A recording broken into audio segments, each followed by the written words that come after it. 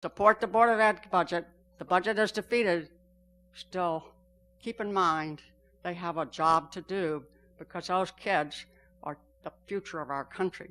But let's give the selectmen a hard time. Thank you.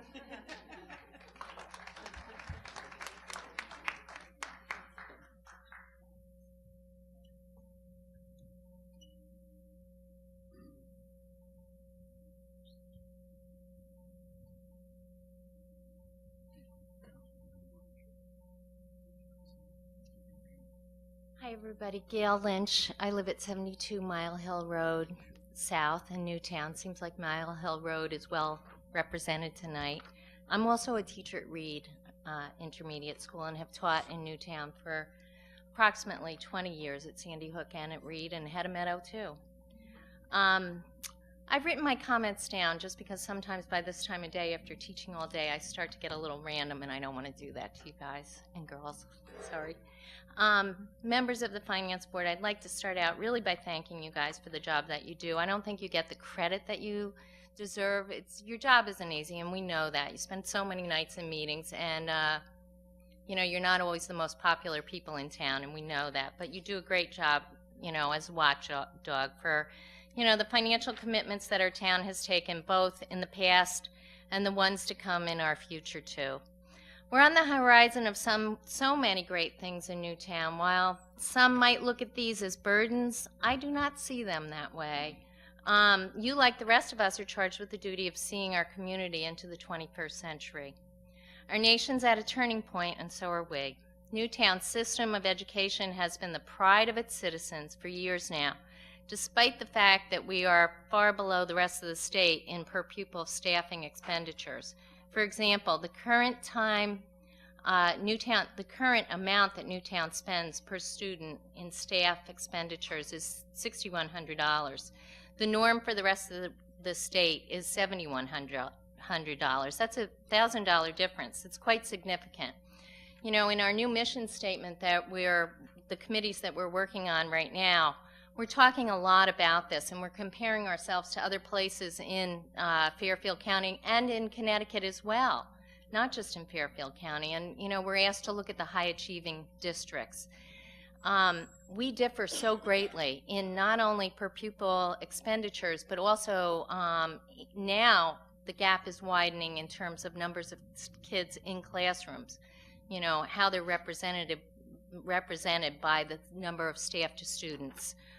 Most of those towns have about 21 or 22 students right up through the high school per teacher. And we're really starting to climb in that area, and that concerns me.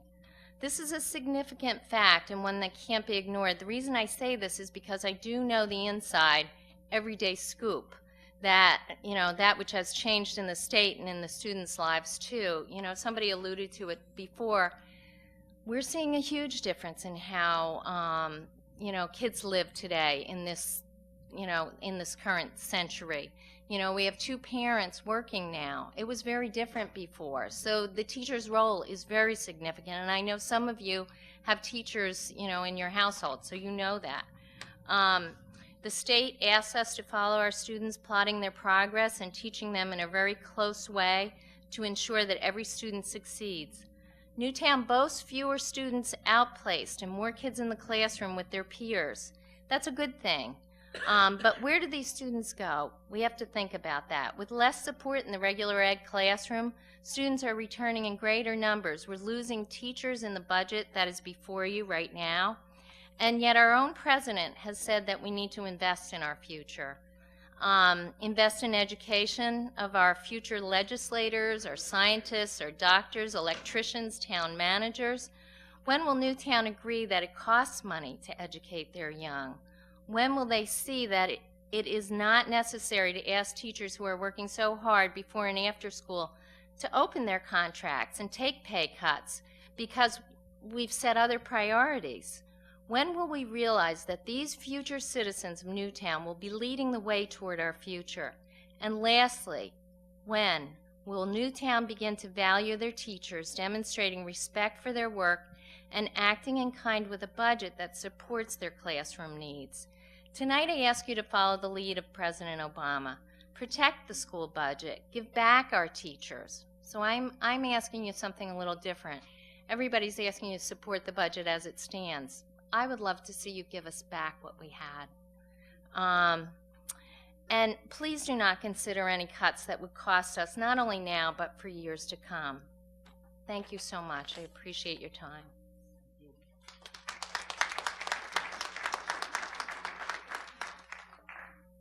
Anybody else like to speak?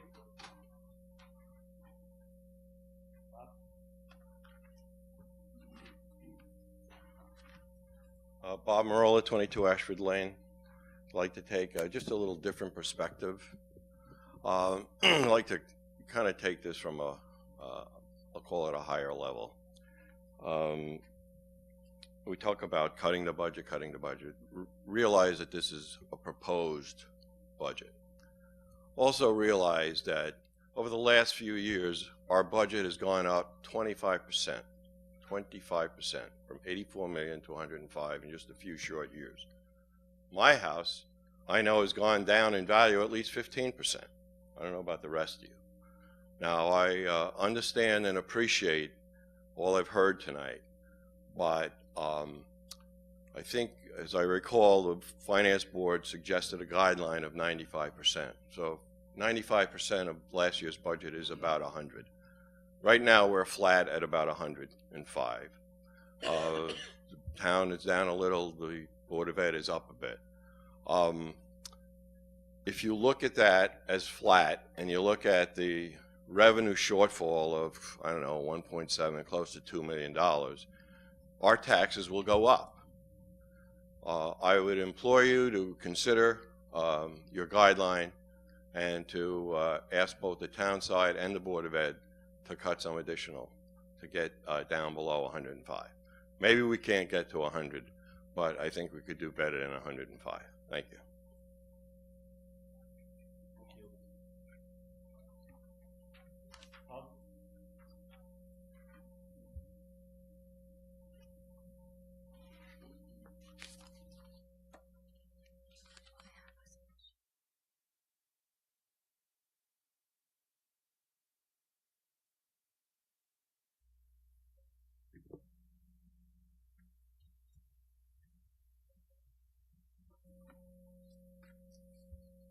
Good evening.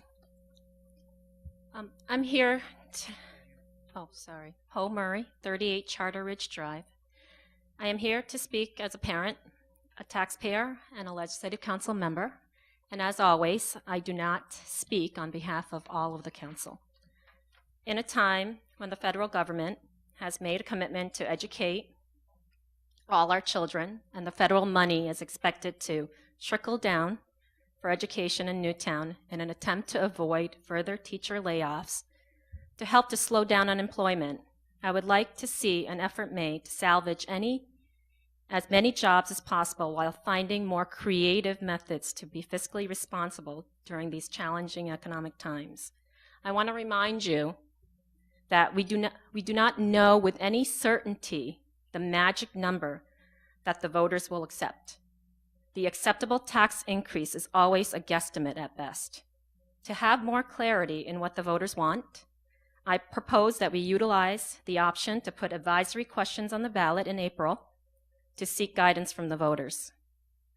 Having evaluated many voter participation numbers in the past, I believe voter turnout plays a significant role in budget approval. Therefore, I hope that we will do our best to encourage voter participation once again. Last April, the budget, with an increase of 5.6%, was passed by 1,098 votes, when more than 6,100 voters turned out for the referendum. I recognize the economic situation is dire this year, and it may be more challenging to seek voter approval for the budget. However, I ask you to not to make any draconian cuts that would compromise our educational system or public safety, which would adversely affect our property value. As many have stated before me, even in the best of economic times, it is never easy to restore staff positions and programs.